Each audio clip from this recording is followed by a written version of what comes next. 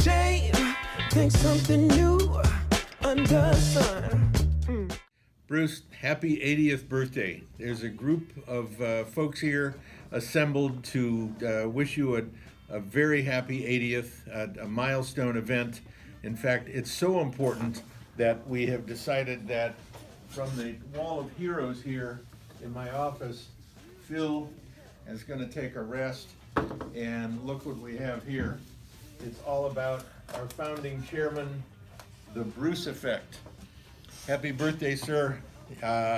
All the very best and a great day, and we'll see you soon. Hi, everybody. Jeff Dunham and Walter. And Walter, you know why we're here today. Yes, we're here to express our condolences at the passing of our good friend, Bruce Meyer. No, he's still alive. He is. Yeah, that's fantastic. I thought he was dead. He's not dead. He's not? No, then why the hell are we here? It's his birthday. No one cares. Yes, they do. He's really alive? Yeah, what is he, a freaking vampire? He's fine. Good Lord. You know, they do say only the good die young, so that son of a hoo-ha is going to outlive all of us.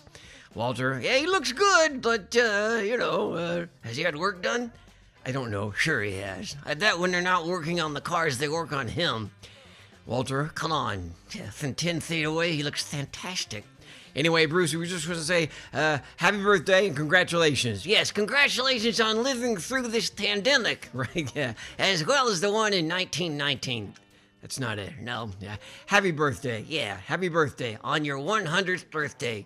80th, yes, your 180th birthday. Happy birthday, Bruce. I still don't care. Hey, Bruce, happy birthday. Such a big day. And thanks so much for all you've done for us over the years. You brought so much to Goodwood. You just turned us on to the whole great American hot rod scene and lots of other stuff too. So look, have a really great day. And we so hope you're going to make it back here next year. All the very best. Hi everybody, I'm Jay Leno. Bruce, I'm sorry I can't be there in person. I'm stuck here in Rhode Island, back east. Listen, I just want to thank you for all the kindness over the years. I remember when I first came to LA in the early 70s, you befriended me, and even though you hardly knew me, you invited me then to your very first 80th birthday party. And I was so impressed with that. I've learned so much over the years, so much about history. You know, I remember you told me something in confidence, and I don't think the audience would mind if I shared it with them tonight, but a lot of people don't realize you were sitting just 5 seats behind Abraham Lincoln when he was assassinated. And you told me that during the intermission, a young actor by the name of John Wilkes Booth come up to you, and I said in a thick Southern accent, "Where'd that Lincoln at?" And you pointed him out. And how different history would be if you had not been there. I remember you telling me about meeting young Nikola Tesla. And you sat down with him and you told him one day the most powerful car company in America, the richest car company, would be named after him. And the car would be called the Nikola. Okay, that didn't work out. But anyway, look, I'm sorry I couldn't make this 80th, but I'll make the next one, my friend. Congratulations. I guess you have to live in Beverly Hills to look like you're 60 when you're turning 80. In any case, we'll get together and do a few more laps for the next few years and see if everything works like it's 60 rather than 80. I look forward to it. Happy birthday. Love you, man. You're the best. Take care. Bruce, happy 80th birthday. Wow, what a celebration. What a big day. You are the man, and I think I stand alongside so many who just would agree with me that you are the hub and the glue that keeps all the wheels turning in this whole car community. And every community needs that, and it's been amazing to see how you have consistently and always been the guy who is just always there, always available, so much passion that drives things such as the Peterson Museum, always shining a light when you are at a Cars and Coffee to a great show like the Pebble Beach Concours. And it's been a real pleasure knowing you, and thank you for your support in moments where I have needed it. And at 80, I just am so glad to know that we'll be seeing you around for so many more. So from all the hills, including my mom, who would love to be here right next to me, probably telling you about how great your abs are, we just wish you the best 80th birthday, and I hope you get to celebrate it with those you love around you, and have a great one. Bye now. Bruce, what a monumental anniversary and birthday. Congratulations, buddy. Enjoy it. I'm so appreciative of your friendship. I love your enthusiasm, and I can't wait to go driving. See you soon. Wishing you a happy birthday, Bruce. Thanks for always gathering us together and leading this automotive community here in Southern California. Happy birthday to Bruce. Happy birthday to you. Happy birthday, dear Bruce. Happy birthday to you. Enjoy. From one car lover to another, Bruce, I want to wish you a happy birthday, a happy 80th birthday. Now that's a milestone birthday. Anyway, hope to catch you soon. Bye-bye. Hey, Bruce. I hear it's your 80th birthday. Congratulations. You know, even though I lost the bet, I'm really glad you've made it all the way to 80. They've asked us to say certain things about you and have given us an assignment. Some people got to talk about how energetic you are. Some people want to talk about how kind you are or how devoted you are. Maybe what you know about the car business and industry and our passion, your generosity, or talk about a life well lived. I got assigned your good looks and handsomeness. I can't think of anything, Bruce, so I'll just tell you, happy birthday, happy 80th from me and the cheetah. Have many, many more. We love you. Bruce, the ultimate car guy. You've been a great friend for myself and Brenda for so many years. We really miss you. Happy birthday. Best to you, Raylene, all the kids. Wish we were there. See you soon. Happy birthday. Happy birthday, Bruce. I didn't actually know you had birthdays. I thought that you were somehow frozen in time, looking amazing and being amazing. And so it's not that I just admire you, I actually want to be you. So just a heads up to everyone involved that in my next life I'm coming back as you, which means I'll be much more handsome and virile. I'll have a car collection that doesn't fit on a shelf, and I'll be universally liked. Just think about that. What a gig. Bruce Meyer 2.0. I'm already excited. Unfortunately, the bad bit for me is that you'll probably outlive us all. So I just can say happy birthday. Have a wonderful time. You might need to give your wife and the kids a bit of a heads up that, one day I'll be making an appearance as you. But anyway, lots of love. Take care. Happy birthday. Hi, Bruce. Just wanted to wish you a happy 80th birthday, or should I say happy 40th birthday, as you haven't changed since the first time we met back in 1994 when we hosted a successful event for Dare America.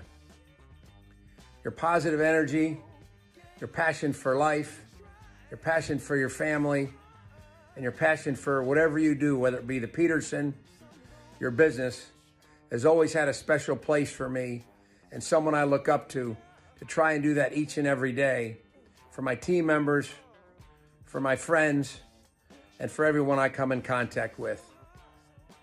So Bruce, here's to a happy 80th, but also counting on celebrating 100 with you, as I know this great personality will never change. Thank you for being such a big part of my life, and also everyone else's life that you are able to touch each and every day. Take care, all the best, and enjoy your day. Hi, Bruce. A very happy birthday from me, your old friend Nick. I've been puzzling for something to say, but I've come across the idea that along with my CBE, I'm entitled to a coat of arms with a Latin inscription. And I've been trying to assemble something translation of Shine On. However, I've dumped that, and I'm now thinking of Numquam Lavare. In case your Latin is a little weak, that is the Latin for never lived, which I could highly recommend for your coat of arms. Happy birthday, Bruce. All the very best. Happy birthday, Bruce. You're a very experienced 30-year-old. Congratulations. Your curiosity, intelligence, generosity, fun spirit, mischievous smiles have matured to perfection, just like all the amazing cars in your garage. Your taste in cars just gets better and better and more expensive each year, actually, as your gorgeous wife gets more elegant and stunning. Raylene may be buying Chanel's, but you built a car garage next to a Chanel store on Rodeo Drive. Who does that, Bruce? You're one of a kind and in a class of your own. You're a great husband, father, leader, visionary, driver, and friend. When I came to America, people used to call me FOB, and I thought it meant fresh off the boat. But I think I really achieved the true American dream when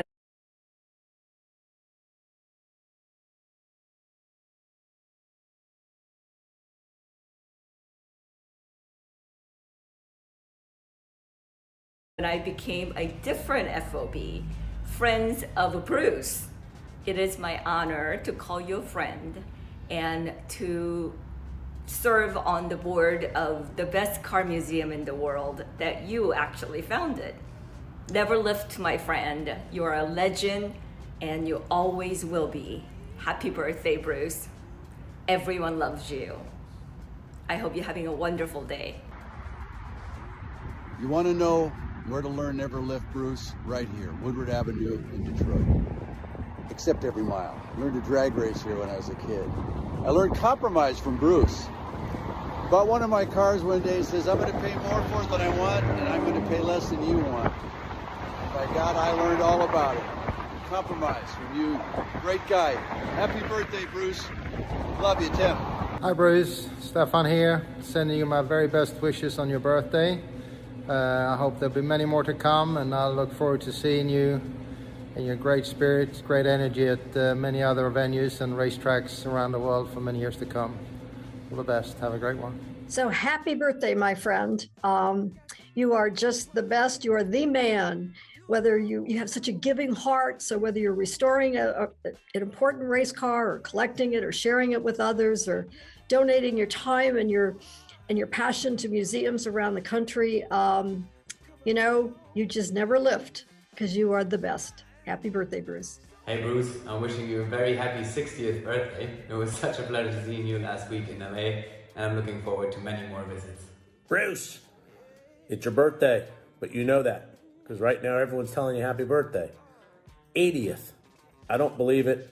I think that's like Bruce dog years. There's no way you're 80. You're can hang with the best of them. Happy birthday.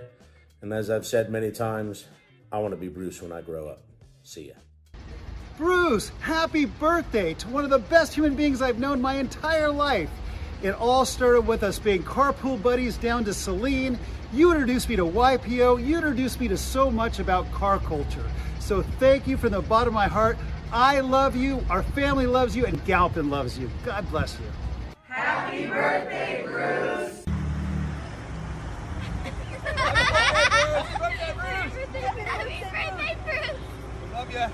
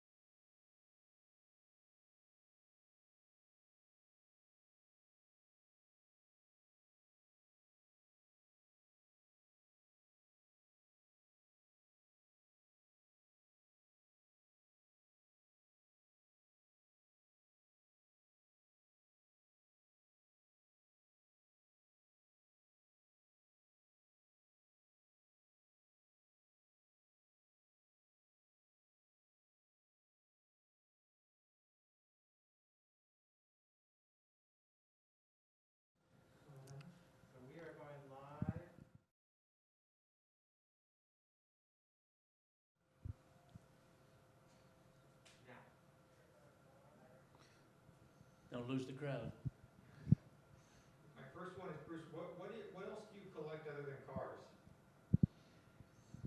Well, do I just proceed? Well, I mean, for me, the blessing is friendships, just what you've just seen. So I don't think of myself as a car collector, but an enthusiast. And I think when I count my blessings, it's not my cars, but it's my great friendships and my family and just the wonderful life I've had. And everybody's looking at that picture of you doing a wheelie on a motorcycle. What was your first motorcycle? My first motorcycle was a 1953 BSA. And I bought it without parental, approval. I stored it in a friend's garage, and that's what I just kind of cruised around on when I was younger. So it was a 1953 BSA. It wasn't really good looking, and it had, at that time we had kind of like those ape hangers, we called them, like Hell's Angel, big high bars. I had, it was a different approach. That's not the one you picked Raylene on. No, Raylene and I had a Triumph TT Special, 67, and nice. I was more into the sport bikes then.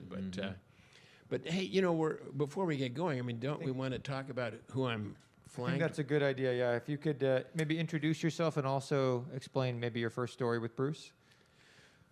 Oh boy. Well, should I introduce him or you go ahead. Okay, so I'm just I'm here with two of my dearest and best friends, and on my left is Terry Cargus, who I think everybody knows is the executive director of the Peterson Automotive Museum, and I'll get to David in a minute, but I think if David and I were to agree on something for sure, it would be the greatest gift to the Peterson was Terry Cargus and the staff that you brought on, and the amazing legacy that you brought to this museum. And I've known Terry for probably, I've known his brother for 50 years at least, and I've known Terry for probably 40 of those years, and always impressed me as being a sincere, amazing, heartfelt friend. I knew he was successful in business. He came into the Peterson with no real museum experience, and now he's a world-class museum EA or something, or however that works. But you certainly brought us to where we are today, your guidance. And on my right, your left, is David Sidoric, who lives on the top of the hill in Beverly Hills. I always say David is one of the classiest people I've ever met, and a visionary. And he has no problem expressing what, the vision of the Peterson to myself and to you, right?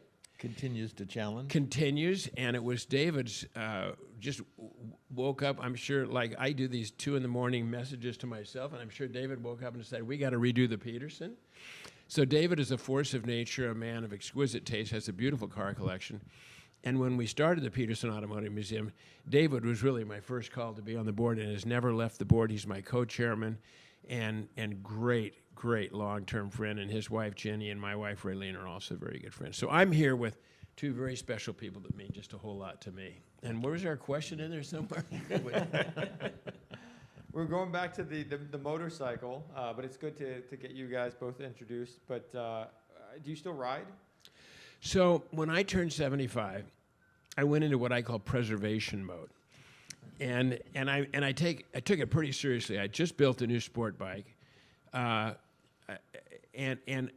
I was riding it really for the first time through traffic, and I pulled up. I always like to get to the front of an intersection, and I'm looking to my left and my right, and both people were texting, and I thought, one of those two is going to kill me.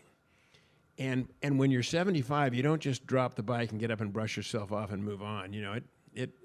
Bones don't heal the same way. So I decided I'm going to stop riding my motorcycle. I stopped snow skiing. I didn't want to get hit by a snowboarder. I'd really enjoyed running Bonneville for years, and we had just built a car. I'd only really run it once, a Roadster. And it was very hard for me not to drive that again, but I had accomplished what I'd wanted to do, and that was to go over 200. And through a friend of mine and good friendship, Jack Rogers, he helped me and kind of spearheaded me at Bonneville. and I was admitted into the 200-mile-an-hour club, which maybe was, when I look back, one of my most shining achievements for myself. Because growing up as somebody that loved hot rods, and in a family that didn't, I say you're never too old to have a happy childhood. So that's what I'm doing. And on that, is that where the Never Lift slogan started? There's some questions on how did Never Lift start as your slogan? Well, as my friends know, I'm pretty active in my family. I guess type A could be said. I don't know. I'm perpetual motion, and I remember Parnelli Jones telling somebody a story about a particular track, and it was his teammate, and excuse me, it wasn't his teammate, it was another friend of his that was running the track. And he said, like, how do you take turn 3? And Parnelli said, I just go flat out, don't lift, And I thought, that's cool, And so the guy did it, destroyed his car, and he came back to Parnelli, and he said, Parnelli, are you serious? You told me not to lift? He says, you didn't do that, did you? It was like one of those things, you didn't really not lift, which he did. He just, anyways, I just got a kick out of that, and I just love that moniker, and I signed my letters, Never Lift, and it's just kind of what I do. And we're getting a lot of happy birthdays. Richard Varner is in the chat. He said happy birthday. And maybe all three of you could talk about this, because one of the questions is, where did you grow up? Sure. I grew up right near here in Hollywood. I mean, like 2 miles from the Peterson Museum. And it was kind of on the border of Hancock Park and Hollywood. And my paper corner was on Melrose and Highland. That's the closest intersection. And that's kind of where I grew up. And the shopping area was Larchmont. And we're here on the Miracle Mile, which at the time was a pretty amazing street. It was like Rodeo Drive, the Miracle Mile. There was Desmond's and Silverwoods and Phillips Wilger and great stores, I got my Boy Scout uniform at Desmond's. That's where What were the delis up there? I didn't do the deli thing. The Carnation was a big thing. That was. I went to John Burroughs Junior High School, and Carnation was very near there on Wilshire near Highland, and you could go in and get a scoop of ice cream. Yeah. And so that was kind of. I don't think I really was a deli guy. I was more a drive-in guy. Yeah. Dolores's and Tiny Nailers and some of those places, Oh, yeah. I remember Dolores's. And what about your favorite car show? You're around all the car shows in Southern California. What's your favorite car show? And this is an open question to all three of you. Well, I can lead off. I mean, the big one is Pebble Beach. I mean, that is as good as it gets. And it's a privilege to have a car on the lawn at Pebble Beach. And I'll let David talk about that, because he won. Well, I'll let him tell you what he won. But I would say, for me, being somebody that likes race cars, I enjoy Amelia Island because I like the seminars. And Bill Warner has put together some amazing seminars, and I kind of think Bill Warner's kind of the East Coast me in a way, just somebody that likes to bring people together and do extraordinary things and explore new territory. So I think when Amelia is just a wonderful show, great cars, and great seminars. Davey, why don't you talk about Pebble? I'm happy to talk about Pebble. It's the show of shows, clearly, and winning Pebble Beach is not an easy club to join. It's work, and everything has to be just right. But in terms of the favorite car show, my favorite car show is the Sunday morning car shows at the Peterson Museum. Winning that little cup that's this big is a real treat, and I love it. Thank you for that. And I'd like to thank Michael Bodell and Terry for putting this together. Bruce, happy birthday. We were going to rent the Coliseum, but it was busy today, so I said we should just do it virtually, and I think it's fabulous. And Michael, you put it all together with all those great people. Thank you very much. It's excellent. Yeah, Michael's behind the scenes there. He does it all, and all I had to do was mention it to him, and he took it and ran with it. That's for sure. We have a great team as well. Well, and Bruce, happy birthday. And we love having you all the time, and just follow Bruce and you'll be a happy guy. Oh, thank you, David. It's true. Well, God love you too, man. and I'm looking here, you know, I didn't know if I should mention Michael, but he's behind the scenes, and Michael and Terry, we could talk for the rest of the time on this about Michael and Terry and their accomplishments and how great they are to work with and what they've done for the Petersons. So, Michael's our It's Spider-Man. not my birthday. Spider-Man, Batman, and Superman, all one, all rolled into one. You got Getting back onto the birthday boy. Terry, what about you? What about your favorite car show? I think that one of the things that is so surprising to me is that, like, asking, you know, which of my children do I love the most, and it's, you know, how can you not love Pebble Beach? You know, but the Quail has a whole different mix, and I think, as Bruce said, Amelia is something very special, the way they do the show. But I was also at the Hot Rod reunion at Formosa in Bakersfield a few weeks ago, and I couldn't believe what I was seeing.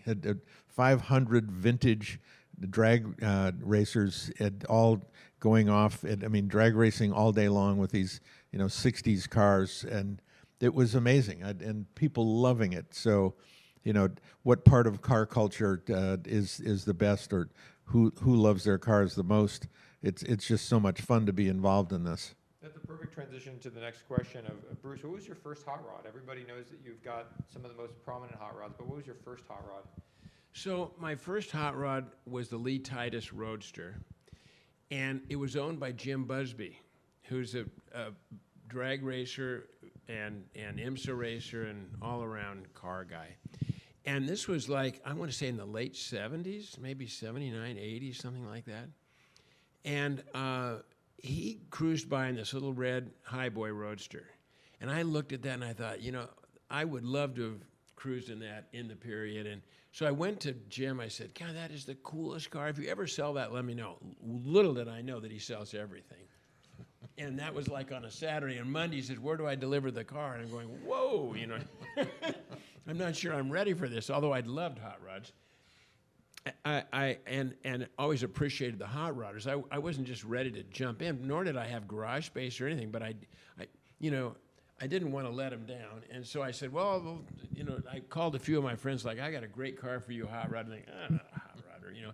So anyways, I ended up with that car, and I had it for probably 3 or 4 years, but it just didn't quite have the power. It had a like a 283 Chevrolet with a Power Glide, and it just had nothing under the hood. So I bought the Barry Lobeck Roadster, which had plenty of power, and from a fellow named Bob Bowder, who lived up on the hill. I just bought from Bob Bowder a chopped 50 Merc, which was done by Joe Balon. But that little Lee Titus Roadster, I sold it to a friend of mine and fellow checkered flag member, Bill Hammerstein. Then he sold it back, and then it went to Andy Cohen, and then Andy's family sold it to Roy Brizio, and now Ross Myers has it. And Ross Myers has a fabulous hot rod collection, so he's restoring it back to the Lee Titus Roadsters, what it should be. That's a perfect transition into, are there any cars that you wish you still had? You know, I've not been much of a seller over the years. I always say I'm not a collector because I never went out to have a collection. I've just bought a car. My first car I bought in 1964, a Gullwing, and I'm still a huge fan of the Gullwing. But I bought a D-type Jaguar, and I had it for about 12 or 13 years, and a friend of mine just kept begging me for it, and I thought, you know what? I'll sell it to him, and I'll just get another one because I was kind of out of space, and it was the D-type. Yeah. I wish I still had that. I mean, not to mention the money I left on the table, Right. but The James Dean. oh my God, thank you, David. That even more so. So I had Steve McQueen's Speedster for again like 12, 13 years, and Steve came to me. It's kind of a little long story, but he came to me and he really wanted to buy it. And Raylene said, "Don't." My wife, Raylene, said, "Don't you sell that car? You love that car." I thought, you know what? You know, he really wants it. He called me like every week for about 3 months. Bruce, you just got to sell. You don't understand what that means to me. It was my first car, my first race car, all the reasons that I shouldn't have sold it. But I did. I sold it back to Steve, and with the understanding that if he ever sold that car, it would come right back to me. Of course, unfortunately, he passed away Now it's in the hands of Chad, is where it should be. You know, it's in the McQueen family. But you're absolutely right, David. That's the car. That was the car I should have kept. David, same question. Any cars that you wish you still had?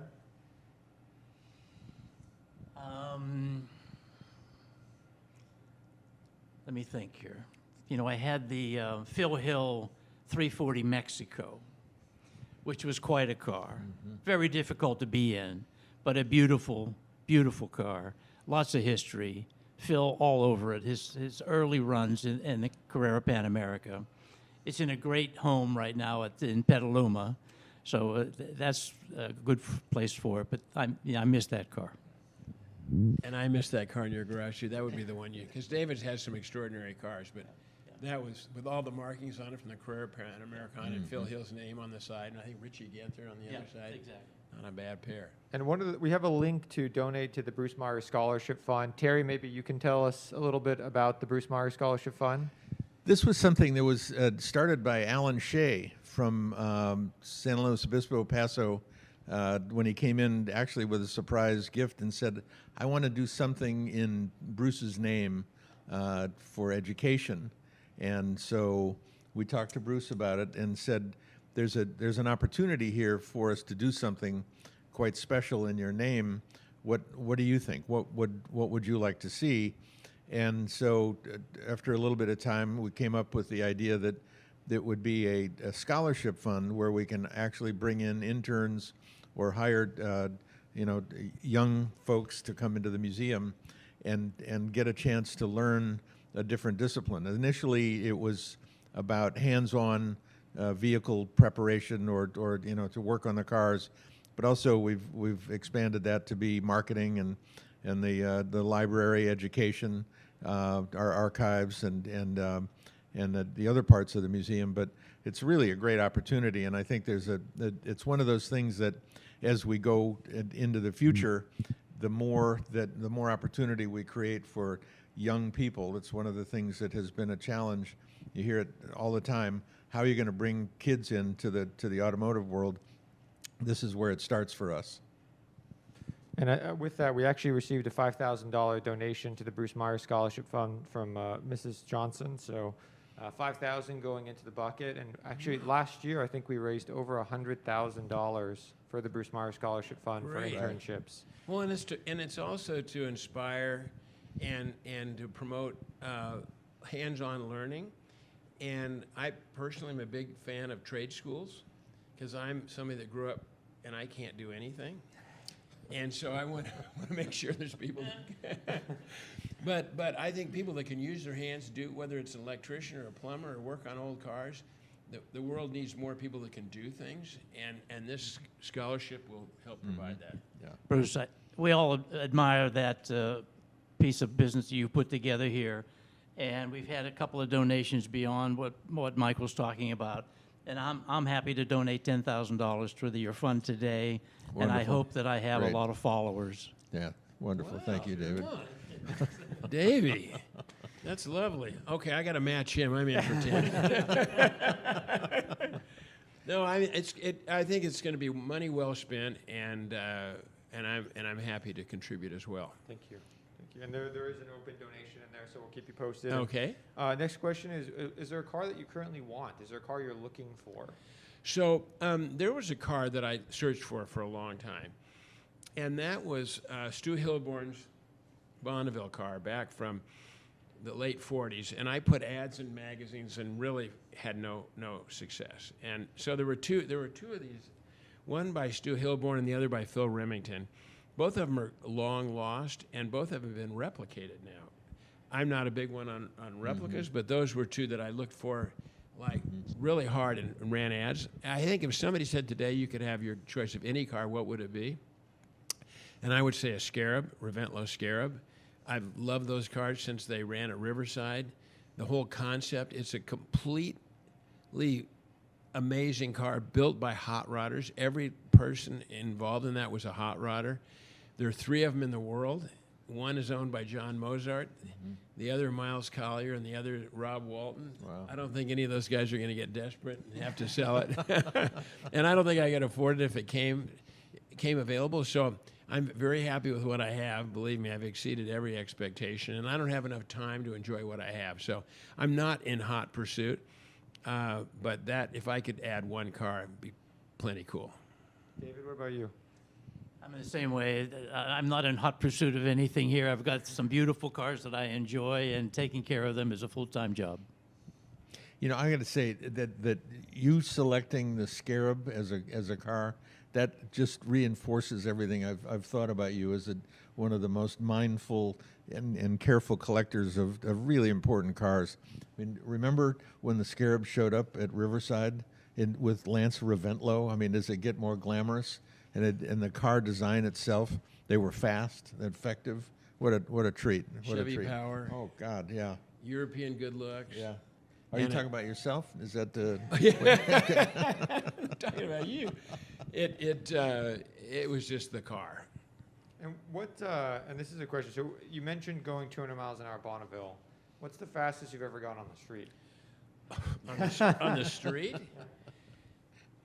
Well, you know, being one of the founders of the CHP 1199 Foundation, I have to be very careful. I think I'll leave that one go. I went 224 at Bonneville. Okay. And I'll leave it at that. And I didn't even come close to that on the street, you know. And what's interesting is, you know, probably if it got down to one favorite car of mine, it would probably be my Cobra. And the Cobra is so noisy and so visceral, and you think you're going so fast, and it's like not fast. And that's what makes it fun, you know, because, you know, you could just rip down the street and you might do 50 or 60.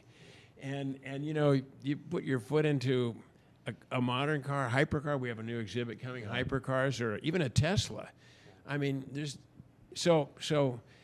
I think you get a lot of bang for your buck and make a lot of noise, and you don't have to go over the speed limit. A very diplomatic way of answering that question. Yeah. Any others want to chime in or not? As a faithful member of 1199, I will decline. Yeah. Both of you guys are members of 1199. And you mentioned Tesla. I mean, what do you think of electric cars? Talking to me? Yeah.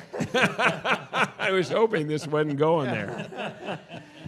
So you know, it was a slow day at the office, and my son and I went to, you know, the Century City Shopping Mall, and they've got a little Tesla thing. And I mean, I hate to say this out loud, but I bought a Tesla, the Model 3, with the, I don't know, however many engines you can get on the thing. But it was 0 to 60 in under 4 seconds. And it was a whole new driving experience for me. I mean, I still spent all last weekend in my 32 Ford with a big block, and I get a lot of pleasure from that. And it's a period piece. And David can drive his HC 2900 Alpha, and it's not nearly as fast as BMW, but I think there's a place for electric, and I think there's always will be a place for combustion. But the electric is a different driving experience. It's pretty exciting. Yeah. And Merle, who you know very well in the comments, just did a match at $10,000 for the Bruce Meyer Scholarship Fund. Oh my gosh, Merle Mullin. Yeah.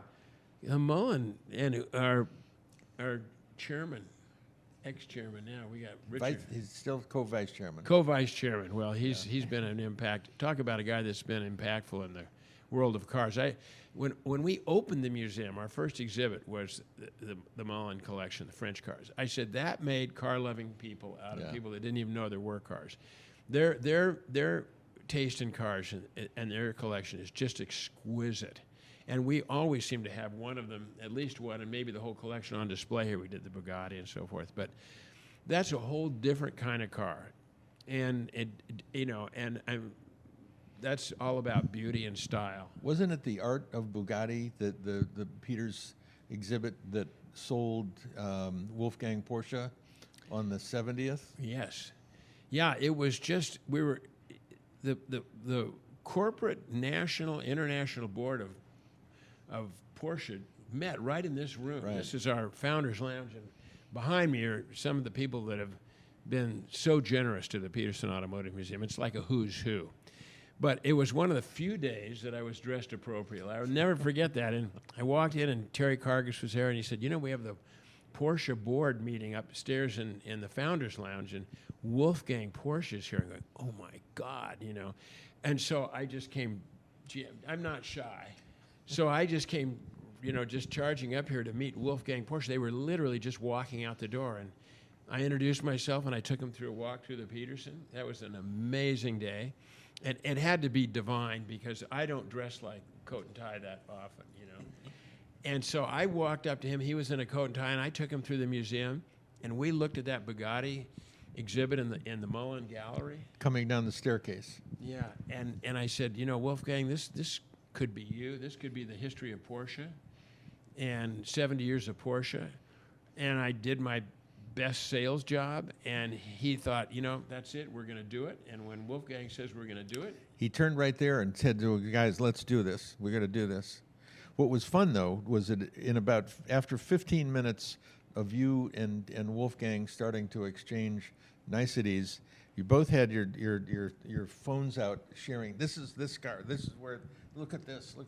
It was two 16-year-olds sharing hot rods again. We're similar age, yeah. and I bought my first Porsche. I bought it in 1960, took delivery in 61, and his first Porsche was 61. Mm-hmm. So I showed him a picture of mine, and then afterwards he looked up the build sheet for my car. I picked it up in May of 61, and he sent it to me. So I have the original build sheet for my car in 1961. Wow. So that was my entree into Porsche, and I've been a kind of a Porsche guy ever since. And now he's on our board. And now he's on. You got to finish that story on Porsche here at the Peterson. So we then did the 70th anniversary for Porsche here in Southern California. They could have chosen anywhere in the world. They chose us. It was scheduled to be here for 6 months. It turned out to be 16 months, did it not? Or some long period of time. Our attendance was an all-time high during that period of time. We still have Porsches all over the place and little Porsches. But at the end of that exhibition, Dr. Porsche came to us and said, you guys did a fantastic job. I want to be on your board. How often does that happen? Yeah. What was fun, too, that as a result of that is at dinner with them up in Pebble Beach, when Klaus Zelmer stood up and he said, we never said anything to you, but your show was bigger than ours in Stuttgart. He had more attendance to see the show, so a big success. Yeah, that was and pretty special. Yeah. And Bruce, lots of happy birthdays on here, but no more questions, just lots of love and birthday wishes from your friends in the comments here. And Merle said it's a birthday gift from her and Peter for the scholarship fund. We've had over 1,000 people watching, and I'm sure there's going to be thousands more, but happy birthday from the Peterson. Any closing remarks, guys? To the best of the best. Yeah. That nobody does it better or more elegantly or with more enthusiasm, and we try to serve at your will, sir. And We try do. to live Bruce, up. happy birthday. Oh, thank you. Well, Happy birthday, for all Bruce. you do for all of us. Well, thank you. God bless you guys, and to many more, the best is yet to come.